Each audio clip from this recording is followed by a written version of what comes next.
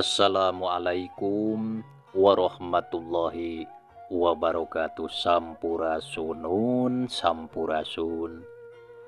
Wargi-wargi baraya pecinta dongeng Sunda anu di mana beayana. Alhamdulillah. Kalayan kudrat illahi robbi qodaratin maha kawasa urang tiasa ditepang dangu deui.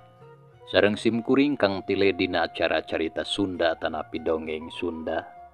Nyaeta baris nuluykeun hanca carita anu katunda masih dina judul Utari Nagih Pati.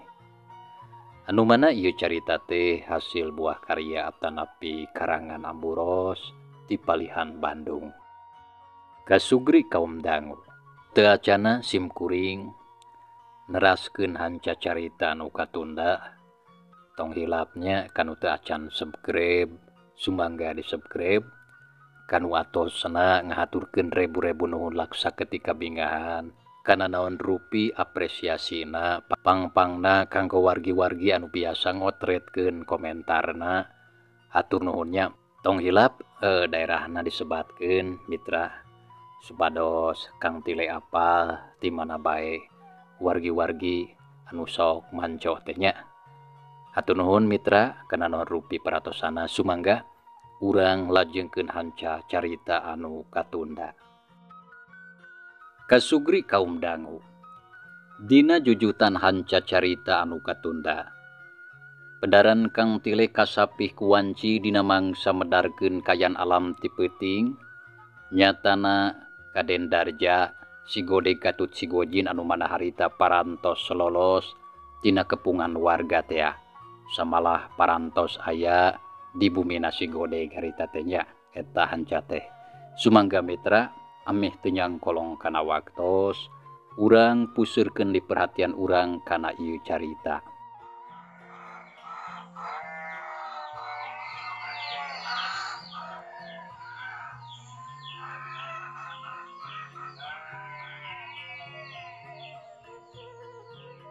Kasugri kaum dangu kocapkeun isukna di lembur Cibodas harita geus guyur deui bae.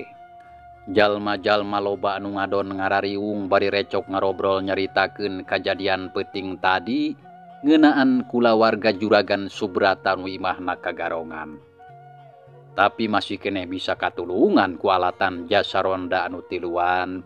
Tapi sok sanajan kitu kawasna mah urang lembur loba anu ngarasa hariwang sabab garongna lolos acan aya raratan. Gancangna dina ieu carita mitra 3 poe geus kaliwat. Harita teh wanci pabebeurang darja turun ti imahna si godeg sarata terus leumpang ngagedig semurusuh. Ari maksudna mah rek nyelang balik heula ka imahna. Teu kacatur di jalana urang kocapkeun bae geus anjog sup ka pakarangan bari rarat-reret nitenan kayan di sabudeureun imah anu katempo jarempling kawas anu eueuh pangeusina. Meni asa jarempling kayan di imah teh. Kawas anu keur areuweuh jelmaan. Nah keur kamarana nya. Darja ngagerendeng ngomong sorangan. Kalacat unggah kana teras terus guragi rumuru kana panto geuwat disurungkeun. Brai panto teh muka. Geus kitu sup ka jero imah kebatrek muru ka kamarna. Tapi harita gok amprok jeung Bu Halimah indungna. Puguh bae darja rada ngarengkog lengkahna teu kebat. Terus ngareret ka indungna. Ari Bu Halimah ningali darja balik teh kacida ngarasa bunga. Lantaran tibasa aya kajadian gelut di balong teh karek harita darja nincak deui ka imahna. Yang darja ti mana wae hidup teh.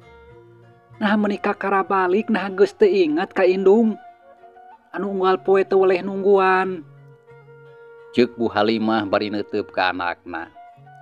Da puguh ari keur anu jadi indung mah mitra. Sok sanajan anak paribasana burung palung bodo gilo oge teu weleh nyaah bae.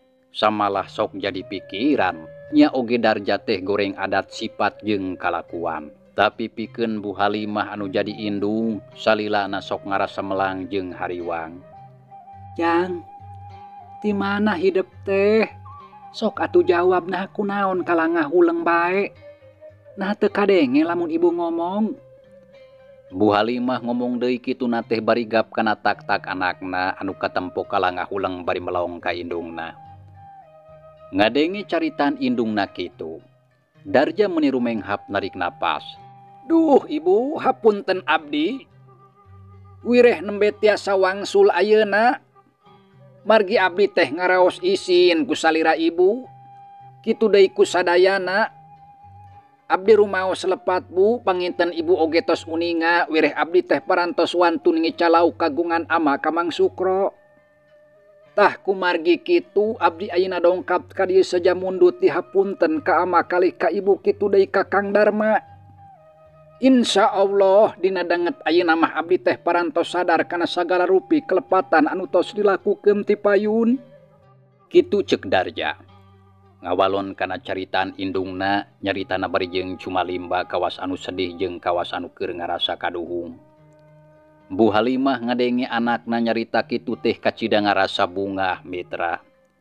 Samalah boga pikiran lamun anakna geus sadar kana kalakuan anu goreng. Bu Halimah ngarasa gede hate jeung boga harpan lamun anakna bakal bisa dipapatahan sarta dituntun kana jalan anu bener. Darja anaking anak ibu.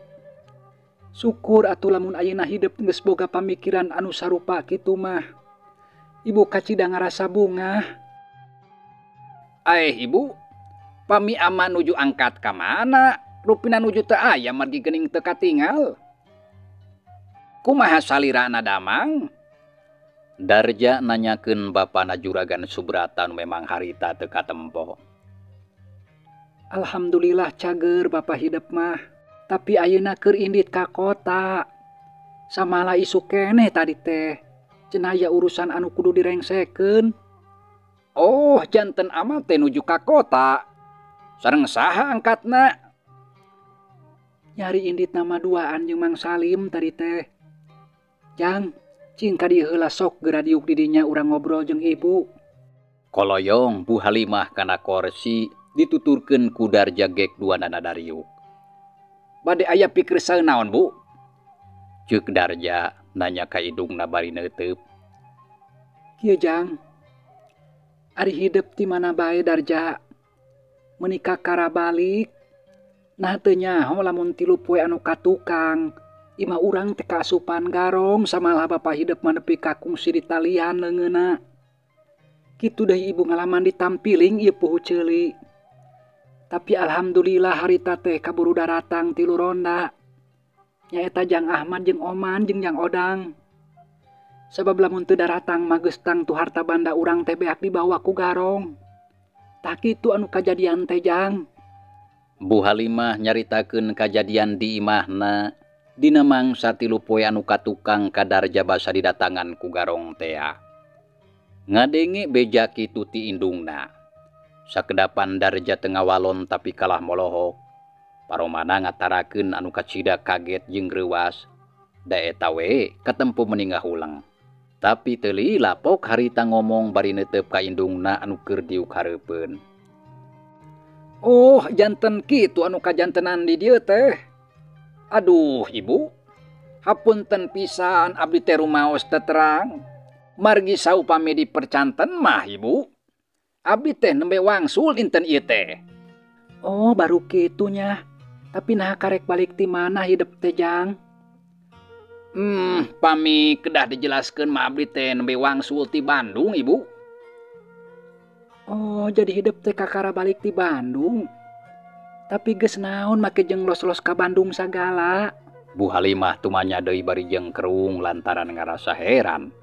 Ceuk pikirna nah geus naon Darja anakna make jeung los-los ka Bandung. Sumuhun leres abdi teh nembe wangsul ti Bandung, Ibu. Nya geus aya perlu naon ti Bandung teh Darja. Pami kaperyogiana mah abdi teh ngahaja nepangan rerencangan, Bu.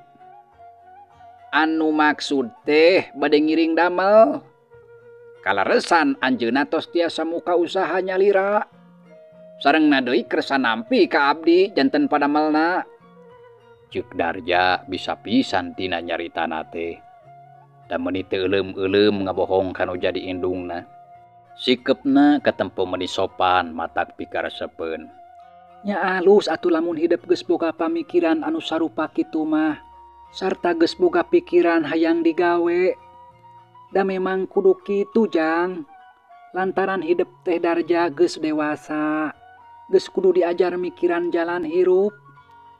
Sabab ari jelema mah kudu aya bahan pikahareupeunana. Jeung deui mah nya da moal hade ari tuluy kikituan mah. Taku lantaran kitu ibu teh kacida ngarasa bungah ngadengena oge Jang. Ceuk Bu Halimah bari neuteub ka anakna pinuh ku rasa kajaah. Sumuhun leres eta kasauran ibu teh. Sadayana ku abdi katampi kateda pisan.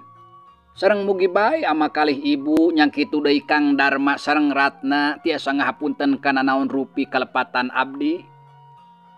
Darja nyaritana daria pisan. Sareta katingalina kawas anu bener menta di Hampura. Ujang anaking Darja.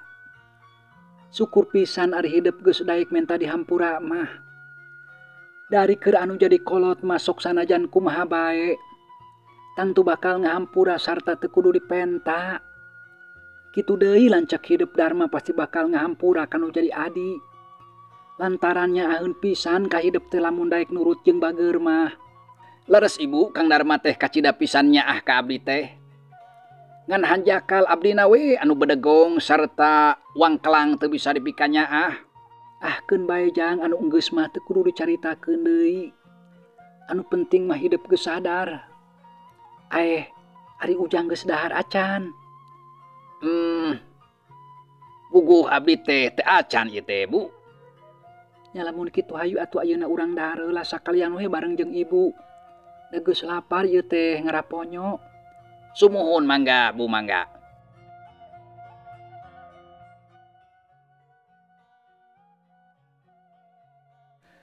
Kasugri kaum dangu. Diajak dahar Darja teu baha da puguh sarua geus lapar. Jung duanana narangtung kojeng ka ngadeuketan kana meja makan. Gek dariuk brak dalahar katempo meuni bangun anu ponyo pisan. Bu Halimah hatena kacida ngarasa bungah jeung lugina. Sareng sena dalahar Darja asup ka kamarna gap kana rangsel anu kawilang gede. Kancang buka lomari pakean bus bajuna diasupkeun tapi teu loba. Kitu deui barang anu sejena anu dianggap perlu mah diasupkeun. Tekung silila. Darja geus kaluar deui ti kamarna bari ngajingjing rangsel. Nempo kitu Bu Halimah ngarasa kaget. Darja naharek ka mana deui hidup teh? Apan kakare oge balik? Bu Halimah tumanya da puguh hayang nyaho naha anak narek indit ka mana. Ibu, abdi teh ayeuna mah bade teras angkat deui ka Bandung. Kumargi tos ditampi damel. Nya dina dinten enjing bade angkat ka luar kota. Ari pagawean hidup teh kana naon di Bandung teh Darja? Pamiku ayeuna mah abdi teh nembe janten sopir Bu. Nya kalaresan ku rerencangan teh dipercanten jadi sopir pribadi. Tah kitu Ibu. Oh jadi sopir. Ya alhamdulillah atuh ari kitu mah geuning geus aya jelema anu percaya ka hidup. Kade oma cing jujur digawe teh. Insyaallah Ibu. Ti ayeuna abdi bade jujur sarta soson-soson dina didamel. Kumargi kitunya ayeuna sejap permios mangga Bu dikantun. Darja harita ambitan ka indungna bari solongkrong mujungan. Darja anaking. Nya teu nanaon ari hidup rek indit mah tapi ke heula atuh daguan sakeudeungnya. Ke ibu rek ka kamar heula. Bu Halimah nyarita kituna teh bari ngaleos ka kamarna. Sarta ditingalikeun ku Darja. Teu lila antarana geus kaluar deui terus gura-giru nyampeurkeun ka anakna. Yang, yeuh duit keur bakal di jalan jeung keur nyumponan pangabutuh hidup sabulaneun. Datang tu meureun ari can digawe anu lilana sabulan mah hidup moal wakan arima duit. Jeung deui kayaan hirup di kota teh tangtu sagala rupa oge geus pasti kudu dibeuli. Teu cara hirup di lembur. Taku lantaran kitu yeuh duit gancang tarima. Bu Halimah ngasongkeun duit sagepok katempo jareger keneh. Nya ceuk pamikirna mah keur bekel hirup anakna sabulaneun di kota. Nempo kitu Darja teh ngahuleng bari melong kana duit. Paromana katara bangunan umbung narima. Yang tong ngahuleng sok gancang gerak tarima ieu duit teh. Da geus pasti hidup teh bakal butuh engke mah. Aduh ibu, pamisaena mah teu kedah meklan artos sagala. Margi abdi oge aya kanggo ongkos mah gaduh. Langkung sae eta artos teh simpen ku ibu. Margi abdi teh kalintang isin dina nampina. Lantaran rumaos tos seueur ngarepotkeun ka salira ibu kitu deui kasadayana. Kitu ceuk Darja kekepehan embung narima kana duit anu dibikeun ku indungna. Darja, geus teu kudu loba omong ye sok gancang geura tarima ka Nyai Indung teh. Sok tong hararese. Bu Halimah harita maksa malah bari sup si duit teh diasupkeun kana saku bajuna. Aduh ibu, hatur nuhun pisan atuh pami kitu mah. Da muhun leres abdi teh tangtos bakal peryogi ku ieu artos teh. Mangga atuh ku abdi ditampi kalayan kabingahan. Nya abdi teh saja mundut pidoana bae ti sadayana. Sarengna deui abdi teh nitip salam baktos ka ama. Kakang Darma kitu deui karatna abdi ayeuna bade angkat. Darja amitan deui kanu jadi indungna. Samalah bari jeung Cumalimba nyaritana teh bangun anu keur sedih. Da puguh kitu ari katempona mah. Ya heug atuh lamun kitu mah geus pasti ku ibu bakal didoakeun. Jeung deui tangtu ku ibu oge bakal ditepikeun ka bapa hidup jeung ka Darma kitu deui karatna. Sok kaditu ari rek indit mah kade cing hati-hati di jalan. Sarta cing kudu bisa mawa diri sahade-hadena. Ceuk Bu Halimah nyaritana bari carinakdak.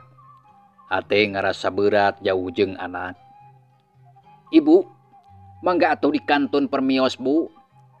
Darja harita amitan anu katilu kalina. Song munjungan deui sikepna meuni ajrih. Esuk atuh kaditu Jang. Hayu ku ibu dijajabkeun nepi ka buruan lantaran ibu oge rek terus ka warung BEH meuli sabun. Oh, sumuhun mangga atuh Bu. Geus kitu Darja jeung Bu Halimah laleumpang buru kadapan tohareup. Go ka teras juru turun ka buruan anu saterusna kencring Darja indit ninggalkeun indungna anu terus neuteup ka manehna. Teu lila Bu Halimah oge ngaleos indit rek ngajugjug ka warung BEH. Cenah ngahaja rek meuli sabun jeung bubutu anu sejena.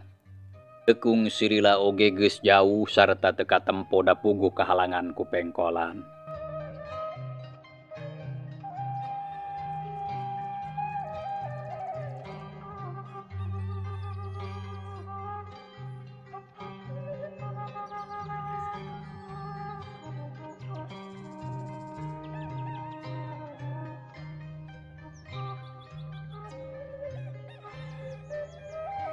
Kasugri kaum dangu.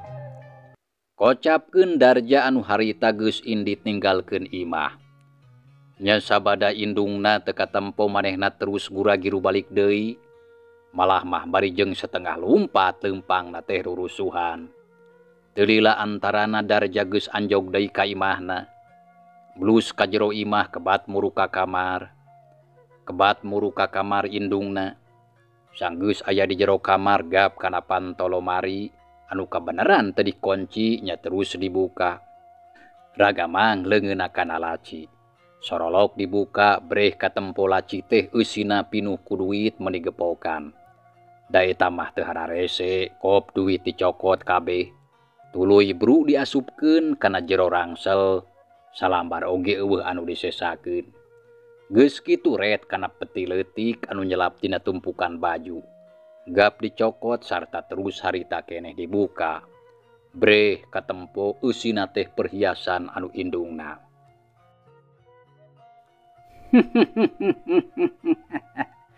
Lakadalah hasil siah ayeuna mah. Lamun ti kamari aing teh boga akal anu sarupa kieu teh. Tangtu geus hasil mawa duit sarta moal mata kripuh kana awak. Dasar si Darja mah cerdas otakna teh. Ceuk Darja ngagrendeng sorangan samalah bari seuri sabab geus hasil nipu kanu jadi indungna. Hatena ngarasa bunga. Nya teu loba deui mikir gap kana kongkorong anu katempo ukuran gramna gede, kagantelna batu berlian. Gap deui kana geulang anu gramna gede jeung aralus meuni harerang samalah sarua ditaretes ku berlian. Sareta geus pasti hargana mahal. Tapi ari perhiasan mah teu dibawa kabeh, da puguh masih kene aya rasa karunya ka indungna. Su perhiasan kana jero rangsel, geus kitu eusi lomari dirapihkeun deui ka wastadi. Sareta pantona ditutupkeun. Ret Darja kana bupet hias. Kojengkang di deuketan gancang pantona dibuka. Breh katempo di jerona teh loba tumpukan kertas meuni rapi, da puguh ngahaja meunang nyusun. Sabab eta teh tangtu kertas anu kasebut surat-surat penting. Tuluy dibukaan hiji-hiji kalayan apik jeung taliti. Sanggeus kitu ret kana map anu rupana bulau. Gap dicokot sarta terus ditetenan. Serengeh Darja seuri teu lila bus diasupkeun kana rangsel. Nya geus kitu masa kabeh eusina diberesan deui kalayan rapi. Sangkan moal matak nyurigakeun. Brug panto bupete ditutupkeun deui meuni rekep ka wastadi. Tah, lunas yah ka nyeri aing teh. Sok rasakeun kadinya ama. Kitu tah akibatna ari jadi kolot pelit jeung pilih kasih mah. Digarong sia ku aing sakalian. Bongan atuh ka aing mah kawas anu teu nganggap anak. Darja harita ngupat kanu jadi bapana bari jeung nyerenge seuri. Da puguh bakat ku bunga lantaran pagawean manehna ayeuna mah mawa hasil. Tah, lamun geus kieu mah tinggal males ka si Darma. Keun siah digarong maneh Darma ku aing mah sarta moal asa-asa meungpeung ayeuna mah manusana keur areuweuh. Ceuk Darja ngupat ka Darma nu harita keur areuweuh di imah. Lantaran wayah kitu mah waktuna aya di kantor. Terus rurusuhan kaluar ti kamar bapana sarta blus deui ka kamar lanceukna. Teu lila oge geus aya di jero. Terus rarat reret nitenan kayaan di jero eta kamar anu katempo meuni rapih jeung bararesih. Koloyong ngadeuketan kana palebah meja tulis. Sorolog atuh gancang dibuka. Breh katempo eusina jam tangan atawa erloji meuni ngajajar kawasna mah eta teh ngahaja di koleksi. Samalah mah geus pasti eta jam tangan teh hargana oge marahal. Nempo kitu nya puguh Darja beuki ato. Sarta hayang puas serenge seuri malah teu srikna mah hayang surak lamun teu sieun kanyahoan mah. Dasar poe ieu mah aing teh keur mujur. Sok siah Darma kop geura rasakeun sia. Kabeh oge dibawa eta arloji teh barina oge tuman boga lanceuk kitu patut mah kudu diwarah. Bongan sia teh geus wani ngarebut kanyah anu jadi kolot. Tahakan ayeuna mah. Darja ngeceuwih ngomong sorangan bari jeung nyerege seuri. Ragamang kana erloji anu aya di jero laci anu katempo ngajajar jigana moal kurang ti 10. Sakabehna oge katempo jam tangan anu kawilang bermerek. Jeung meuni wareuteuh keneh harerang jeung aralus. Kop dicokot busa kabehna kana rangsel, serelek diseletingan. Sanggeus sagala rupana dianggap tarapti, Darja harita keneh gancang gura-giru kaluar ti jero kamar. Sareta pantona ditutupkeun. Samalah terus muru kana panto hareup ret kana kaca. Barang breh katempo Bu Halimah geus aya di pakarangan anu kakara balik ti warung. Nempo kitu Darja ngarengkog bari jeung melong ka indungna anu kawasna mah rek asup ka imah. Alah, sia indung aing geus balik deui euy. Nah, mani ku gancang-gancang teuing atuh ka warung teh Bu. Matak naon atuh lamun cing lila ngarah aing bisa leuwih laluasa. Beuh lamun kitu mah aing kudu buru-buru kaluar ti jero imah. Lantaran lamun henteu matak bahaya ieu mah. Darja ngomong sorangan. Sarta harita keneh gancang balicet malik terus kebat ke patengahan. Ragamang leungeunna kena jandela. Tulakna dibuka kolotrak berai muka jeleng Darja luncat meningan sakolepat. Teu lila geus aya di luar. Terus jandelana oge ditutupkeun deui ka wastadi. Tuluy leumpang ke katayepan di gigireun imah. Samalamah bari dodongkoan. Tekung silila kadenge pantau hareup aya anu muka. Kawasna indungna geus asup ka jero imah. Brung kadenge sora pantau ditutupkeun. Nya puguh ngadenge kitu mah Darja teh atoh harita keneh tuluy leumpang rurusuhan muru ka pakarangan. Geus teu luak liuk deui ka tukang. Nya anu saterusna kenciling indit ninggalkeun imahna. Bari jeung mawa hate anu kacida pisan sugema ngarasa puas ka bapana jeung ka Darma lantaran geus bisa mulangkeun ka nyeri hatena. Darja ngaheot bari leumpang. Teu lila cakakak seuri sorangan jiga anu rada gelo.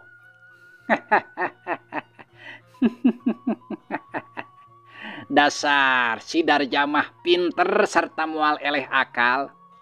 Tapi hanjakal cara kawas kieu teh kakara ayeuna kapikiran. Coba lamun ti kamari geus tangtu aing moal kudu ngalaman luncat ka walungan dina kayan wanci peuting. Tapi teu kunaon lah sanajan kitu oge. Sabab ayeuna mah aing geus hasil kalawan mucekil. Kop rasakeun ta ama? Darja sajeroning leumpang ngeceuwih ngomong sorangan. Teu karasa harita geus beuki anggang ti imahna kebat ngajugjug ka imah si Godeg sareta teu kacatur di jalana.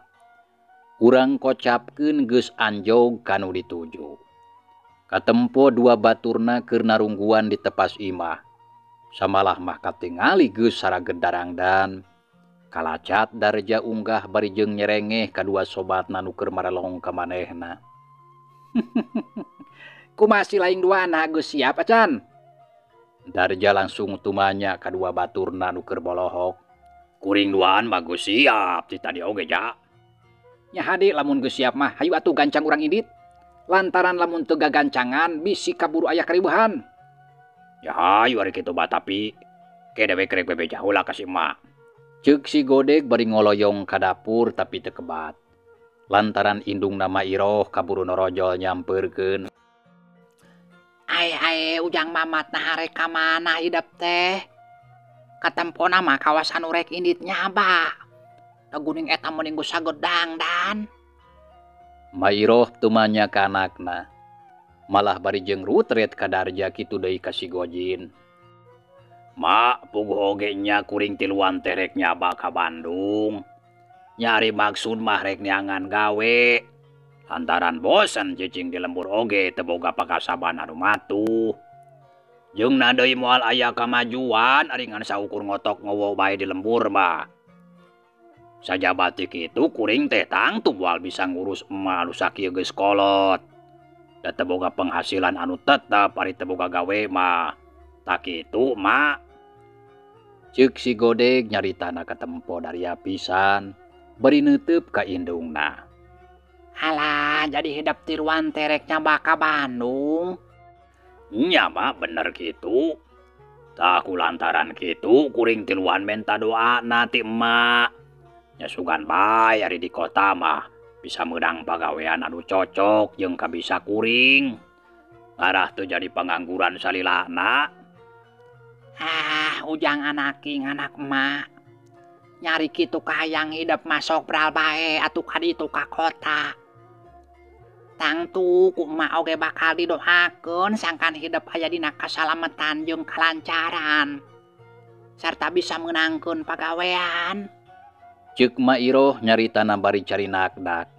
Sok sanajan bedegong oge ari ngadenge anak narek indit mah teu buru ngarasa melang. Ya tuh ari kitu mah ayeuna abdi bade amit. Di kantun atunya mak. Ma di dieu cing damang abdi saja permios. Si Godeg harita amitan ka indungna. Solongkrong munjungan. Ma Iroh, kuring ayeuna rek amitannya sarta hampura lamun salila ieu sok milu cicing di imah mak. Samalah sok kariweuhkeun. Darja harita amitan ka Ma Iroh. Malah bari jeung ku siwel ngaluarkeun duit kertas sababaraha lambar. Sor atuh diasongkeun ka Ma Iroh. Nempo kitu Ma Iroh meuni olohok panonna mencerong kana duit anu diasongkeun ku Darja. Mak, ieu duit keur emak 10 lambar. tah ari anu 10 lambar deui mihape keur biicah indungna si Gojin. Kadenya mah kudu dibikeun lantaran keur namahan bekal hirupna salila si Gojin eueuh di lembur. Ceuk Darja bari ngasongkeun duit ka Mak Iroh anu keur ngahulang. Kawasna mah kasih mah da puguh Mak Iroh mah hampir tara boga duit anu sakitu lobana. Aden, ieu artos teh kanggo emak. Mak Iroh tumanya ka Darja kawas anu teu percaya kana dedengeana. Nya mak, bener keur emak jeung biicah. Sok gancang geura tarima. Nya ari kitu mah nuhun atuh Aden. Da memang butuh mah teh ari ku duit mah keur mayar hutang ka Nyi Eha. Malah tong hariwang duit anu keur indung jang ulin oge tang tuku mah rek dibikon.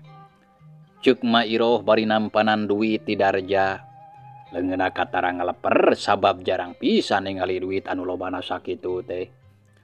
Malah lamun dihitungkeun kana bubutuhna sapopoe mah, tangtu eta duit teh bakal cukup keur hirup Mak Iroh sabulaneun. Tah nya kitu mak. Kuring percaya ka mak. Nya atuh ayeuna mah kuring tiluan rek indit lantaran bisi kaburu sore manten. Nya ari kitu mah bral atuh geramiang kade cing hati-hati di jalan. Solongkrong Darja ngajak sasalaman kitu deui si Gojin malah si Godeg oge terus sasalaman deui anu ngadua kalian. Mak Iroh abdi permiosnya sarta doakeun cing salamat. Jang ulin tang tuku mah oge hidap didoakeun tapi kumaha ari hidap geus bebeja ka indung atawa acan. Mak Iroh nanya ka si Gojin lantaran bisi teu bebeja heula ka indungna. Kantenan mah abdi oge parantos wawartos tadi sacan ka dieu. Nya syukur ari geus bebeja mah memang kudu kitu ka kolot mah. Lantaran lamun teu karunya bisi neangan. Nya leres kitu. Hayu atuh mak. Abdi permios. Si Gojin harita amitan deui ka Mak Iroh. Nyaho atuh sok geura harindit. Mak di kantunnya. Kade emak di lembur cing sehatnya mak. Ceuk si Godeg amitan anu padungtungan. Nya geus kitu harita keneh jurut tiluana turun kaburuan. Anu saterusna kenceling arindit rek ngajugjug ka kota Bandung ari cenah mah. Samalah kituna teh katempo bari ngagarandong rangsel anu dieusi ku papakean keur salin maranehna. Beuki lila beuki anggang. Anu satuluyna mah les si Godeg jeung baturna teh katempo deui lantaran ngiles palebah pengkolan. Mak Iroh harita rumenghap narik napas panjang. Gusti ya Allah anu Maha Agung. Alhamdulillah geuning ayeuna pun anak teh geus mimiti daek neangan pagawean. Mugi-mugi eta barudak anu tiluan cing aya dina kasalametan jeung kalancaran. Ulah aya halangan harungan sarta cing digampangkeun neangan rezekina. Mak Iroh ngagerendeng ngomong sorangan. Hatena kacida ngarasa bunga sabab anakna geus aya pikiran hayang neangan gawe pikeun nyiar gipayah. Ret kana duit anu dibikeun ku Darja terus dihitung 10 lambar. Leos asup ka jero imah kebat ka kamar. Sup duit teh diasupkeun kana hadapeun kasur. Geus kitu gura-giru kaluar deui. Brug nutupkeun panto juru turun kaburuan. Terus kenceling indit ngajugjug ka imah biicah indungna si Gojin. Maksudna rek mikeun duit anu 10 lambar deui anu tadi dipihapekeun ku Darja tea.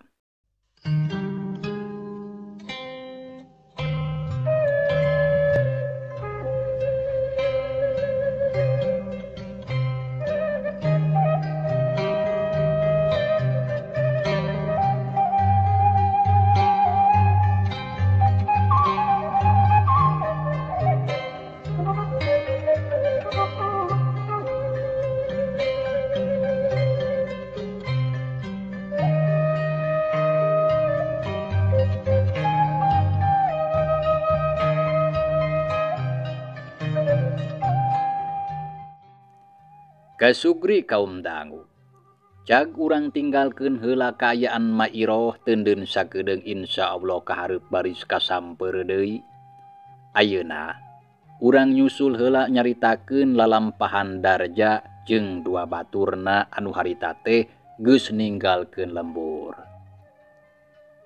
Mangsa alam ngarayap beuki beurang. Malah mageus liwat ti bada lohor.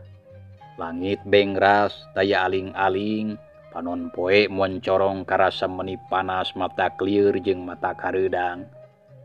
Tapi untung kaubaran ku hiliwirna angin beurang anu sumilir. Ngendakeun dangdaunan jadi karasana asa seger teu mata kripuh teuing. Di jalan satapak anu nurug tugmudun. Aya 3 urang lalaki anu keur laleumpang lengkahna paranjang malah katempo bangun rusuh. Darja, ari anu sabenerna hare ka mana ieu teh euy? Si Godeg nyelang tumanya bari jongjot leumpang. Ari si laing. Apan geus dibejakeun ku dewek oge urang tiluan teh rek indit ka Bandung. Piraku teu ngarti keneh. Dasar balegug sia mah. Ceuk Darja ngawalon terus leumpang nangarandeg sarta malik ka baturna. Ya, eta oge kadenge. Tapi naha mending ngadadak rancana teh. Bener eta oge memang ngadadak. Sabab kakara peuting tadi manggih akalna oge. Geus lah si laing duaan mah teu kudu loba omong. Sok tuturkeun we dewek adi rek marilu mah. Hayu gancang leumpangna tong laleda. Lantaran urang kudu gancang jauh yeuh. Sanggeus ngomong kitu Darja neruskeun deui lengkahna. Tuluy ngagedig rurusuhan. Ari si Godeg nempo kitu mah teu loba deui cacarita. Terus nuturkeun jeung si Gojin ti tukang. Teu lila antarana. Tiluana geus nepi ka sisi walungan Cimala anu katempo caina herang ngagenyas. Nya terus mareuntas kabeneran cai walungan teh teu pati gede jadi teu mata kararese. Teu lila oge tiluana geus araya dipeuntas. Tuluy atuh laleumpang deui muru ka hiji lembur anu ngaranna lembur babakan. Tempatna anu teu pati jauh ari ti lembur Cibodas mah. Da paeunteng-eunteng ngan dipisahkeun ku walungan Cimala anu jadi batasna. Darja, nah hare ka Bandung teh make jeung kudu ngaliwat ka lembur ieu. Apan bakal leuwih jauh atuh ari ka jalan gede ti dieu mah. Ceuk si Gojin harita nanya lantaran ngarasa heran. Da pamikir manehna mah lamun rek ka Bandung teu kudu ngaliwatan lembur eta lantaran leuwih jauh ka jalan raya. Dewek oge nyaho. Tapi jalan kadiso teh lantaran rek aya perlu heula kasih Haji Sobari. Jalma anu pangbeungharna di lembur babakan. Tapi rek aya naon ka Haji Sobari euy? Si Gojin harita tumanya deui ka Darja nu keur ngungkug leumpang teh heula. Dewek ngahajar rek nepungan kasih Haji Sobari teh lantaran urang teh perlu duit anu loba keur mayar ka Bahduk teh. Apan geus rek nepi ka saminggu waktu anu dijanjikeun teh heula teh. Piraku maraneh duaan geus paroho deui onaman. Oh kitu. Tapi ari duit geus aya tawa acan euy. Si Gojin tumanya deui meuni talete. Sabab manehna hayang jelas sedengkeun ari si Godeg mah jempe bae bari ngabandungan. Nya ari duit nama acan aya ieu mah. Tapi kakarak rek diusahakeun susuganan bae bisa hasil. Tak kitu geus lah montong wakaloba tatanya lantaran geus rek teh nepi yeuh. Darja nitah jempe nyajep si Gojin repeh teu cacarita deui. Tiluanna harita leumpang di jalan desa leok mengkol ka belah kenca. Teu lila antarana go ka pakarangan hiji imah anu lega jeung alus. Breh katempo ditepas aya saurang lalaki kolot anu keur diuk bari melenyun udud. Umurna kira-kira aya kana 70 tahun.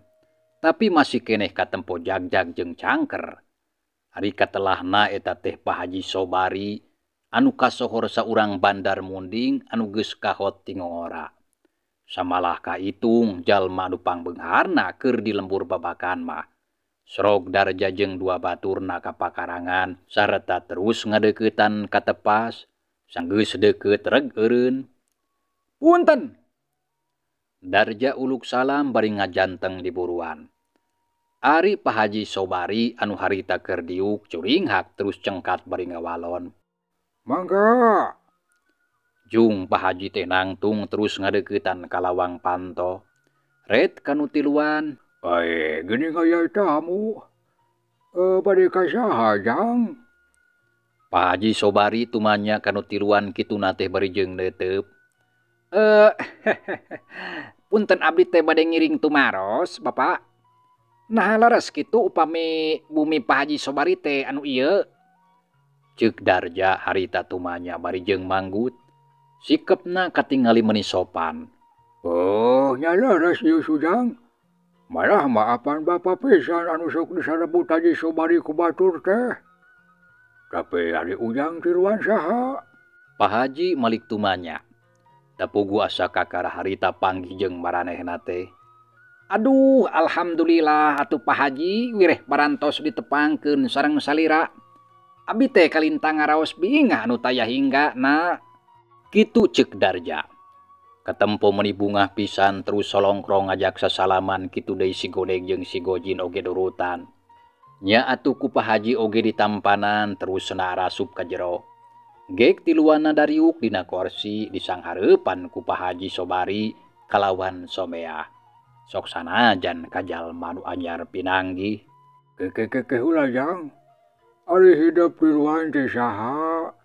Dasuk rarasaan mah beut asa kakara panggih ayeuna jeung Papa teh. Pak Haji tumanya deui bari neuteup rada kerung. Da puguh teu apal kanu tiluan. Oh, sumuhun da laras pisan Pak Haji. Urang teh nembean ayeuna tiasa ditepangkeun teh. Pami kitu mah mangga atuh nepangkeun heula wasta abdi teh katelah mah pundarma. Ari kawit mah ti lembur Cibodas. Kitu ceuk Darja. Manehna ngaku ngaran Darma ka Pak Haji Sobari teh. Teuing naon ari maksudna mah. Kawasna mah moal salah mitra. Rek nyieun deui pimasalaheun. Oh, jadi ngaran Ujang teh Darma, urang lembur di Cibodas. Nah, Darma putrana Juragan Subrata teh kitu. Anu mimpin parusahaan dina bidang pertanian lamun ceuk beja mah. Samalah geus kasohor geuning saurang pangusaha muda anu cerdas. Malah mah geuning meuni maju kahirupan para petani di Cibodas mah. Da cenah hasil tatanen teh sok disalurkeun ka pasar-pasar modern anu aya di kota. Mun teu salah mah ngaranna teh Pasar Super Kampret, lain kitunya. Ceuk Pak Haji katara bangun anu bungah ngadenge ngaran Darma teh. Tah eta laras pisan Pak Haji, abdi teh Darma anu eta putrana Juragan Subrata. Memang leres sok masuk hasil tatanen ti para petani ka pasar modern anu aya di kota. Disebatna teh supermarket Pak Haji, sanes super kampret. Darja ngawalon bari nyerenge. Ari si Godeg jeung si Gojin mah duanana jarem teh bae teu milu cacarita. Tapi ari dina jero hatena mah teu burung hayang seuri sarta muji ka Darja anu teu tela cerdas jeung loba akal ari kana soal nipu batur mah. Nuhun atuh Aden ayeuna parantos ditepangkeun sareng salira. Da pami ka Juragan Subrata mah Bapa teh geus teu asa-asa deui. Lantaran sareng anjeunna teh sobat ti baheula jaman keur ngora. Malah mah tiluan sosobatan teh nyaeta Bapa, Juragan Subrata jeung Mbah Icang. Tah eta teh batur ulin.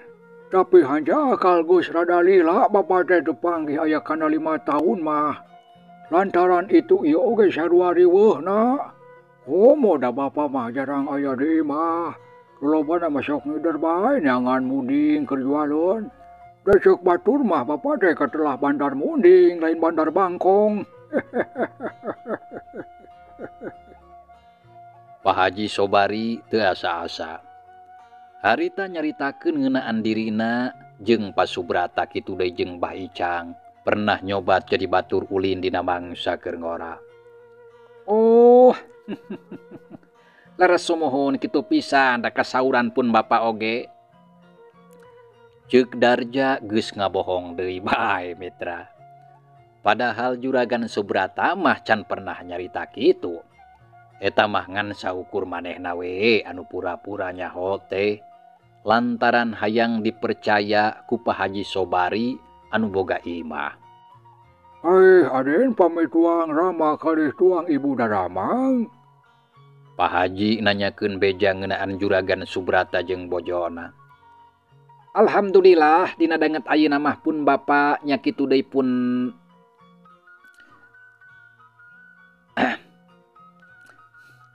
Alhamdulillah dina danget ayeuna mah pun Bapa nya kitu deui kalih pun biang oge teu kirang sawios-wios Pak Haji.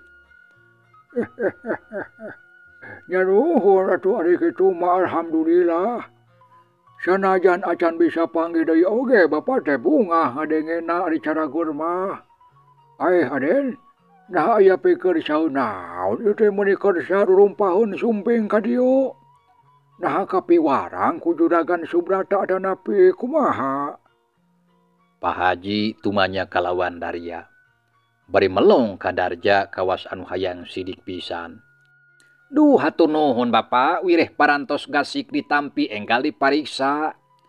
Margi leres pisan abdi ayeuna sumping ka dieu teh nyaeta dipiwarang ku pun Bapa. Pami satadina mah pun Bapa bade angkat ku nyalira ka dieu teh.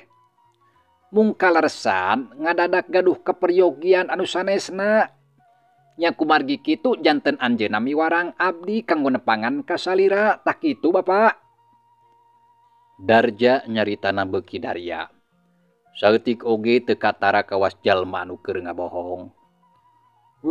Yanten Dendar mah teh dipiwarang ku Tuang Rama nya. Nanging aya peryogi naon atuh, cing sok geura saurkeun. Ceuk Pak Haji Sobari bangun anu geus teu sabar. Kieu Bapa pami anu sajelasna mah. Abdi ka dieu teh dipiwarang ku pun Bapa. Sumuhun. Dupi maksud mah bade nambut artos kanggo nambihan modal usaha. Margi abdi teh nuju mayunan proyek anu ageng ieu teh. Tah kumargi kitu, tangtos bae modalna oge kedah ageng. Supados engke hasilna tiasa mucekil kalayan ngagumbirakeun. Mung ayeuna teh nuju aya kakirangan modal sakedik deui. Tah kumargi kitu, saupami salira Bapa percanten mah, abdi teh gaduh maksad bade nambut heula, tah kitu Bapa. Darja ngajelaskeun sakabeh pamaksudana ka Pak Haji Sobari. Nyaritana rinci jeung Daria. Da puguh sok sieun teu dipercaya. Da puguh haderek nginjem duit mah tangtu lain urusan anu gampang. Ngadenge kitu Pak Haji unggut-unggutan. Janten kitu nya keperyogian Dendar mah teh. Nanging sabaraha atuh atos anu diperyogikeun ku salira teh? Pak Haji tumanya ka Darja anu keur diuk hareupeun jeung baturna. Anu ti tadi teu kecet-kecet jarempe bae teu milu ngomong. Pami artos anu diperyogikeun ku abdi teh teu ageng Bapa. Mung 2 juta. Tapi eta oge moal cuma-cuma margi dina waktos anu 3 sasi eta artos teh bakal diwangsulkeun deui kalayan bakal ditambihan ku artos anu seueur. Nya kirang langkung setengahna lah. Janten pami ayeuna abdi nambut 2 juta, tah engke dina waktos 3 sasi janten 3 juta. Kitu ceuk Darja. Manehna teu asa-asa harita nginjem duit ka Pak Haji Sobari 2 juta. Samalah janji dina waktu 3 bulan rek dibalikeun jadi 3 juta. Uluh geuning meuni seueur anu diperyogikeun teh. 2 juta nya. Ceuk Pak Haji kituna teh bari katempo rada ngahuleng mikiran pasoalan eta. Sabab kawilang rada berat da puguh atuh duit 2 juta di zaman harita mah. Geus tangtu beda pangajina jeung duit 2 juta zaman ayeuna. Nya sakedapan mah Pak Haji Sobari kalah ngahuleng bari mikir. Tarangna katara meuni kerung. Nempo Pak Haji anu keur ngahuleng, Darja Surti lamun anu boga imah teh keur rada bingung.